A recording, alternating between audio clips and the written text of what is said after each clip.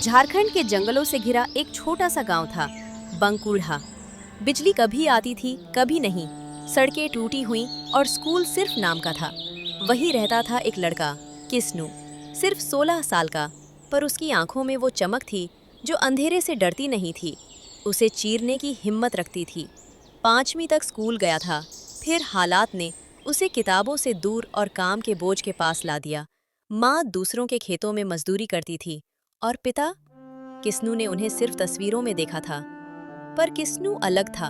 उसके पास एक पुराना झोला था जिसमें किताबें नहीं, सपने थे। रेडियो के टूटे तार, घड़ी की पुरानी स्प्रिंग, बैटरी, टूटी मोटरें। गांव वाले हंसते, पर किस्नू को फर्क नहीं पड़ता था। उसके लिए ये कबाड़ नहीं, भविष्य की सीढ़ियां थीं। गांव के एक कोने में एक बड़ी जमीन थी, बंजर, कांटों से भरी, सूखी और कठोर। लोग कहते, उस जमीन पर कुछ नहीं उगेगा, वो शापित है। पर किस्नू वहां रोज बैठता था, मिट्टी को छूता, उसे देखता जैसे बात कर रहा हो। उसने ठान लिया, कुछ तो करना ही होगा।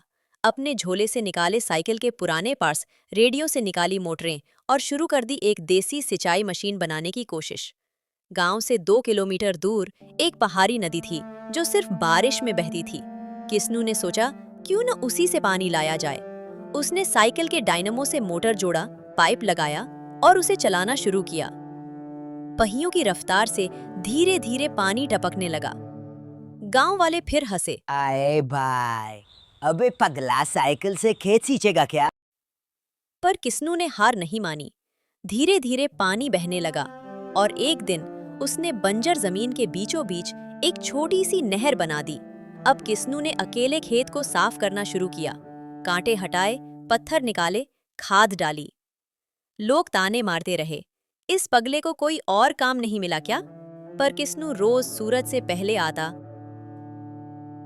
और अंधेरे तक मिट्टी में लिपटा रहता। एक दिन उसने बीज बो दिए, बाजरा, टमाटर और मिर्च।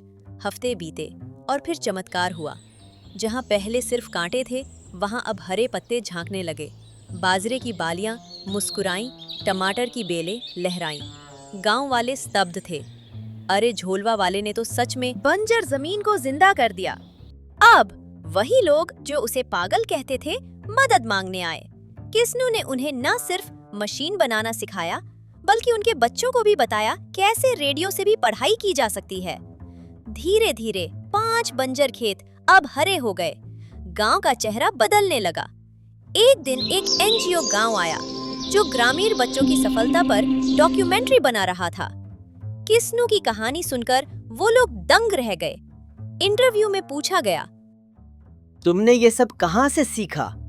किस्नू ने मुस्कुराते हुए जवाब दिया, मैंने स्कूल से नहीं, मिट्टी और रेडियो से सीखा है।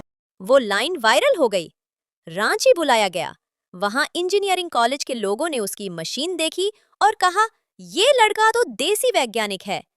सरकार ने स्कॉलरशिप ऑफर की, शहर बुलाया, लेकिन किस्नू ने कहा, मैं गांव नहीं छोड़ूंगा, मैं यहीं रहूंगा ताकि और बच्चे भी अपने खेत में चावल बो सके। आज बांकुड़िया का हर खेत हरा है। गांव के बाहर एक बोर्ड लगा है, किस्नू मॉडल, कांटे हटाओ, खेत सजाओ। किस्नू अब गांव के बच्चों को जुगाड़ टेक्नोलॉजी, सिंचाई और खेती सिखाता है।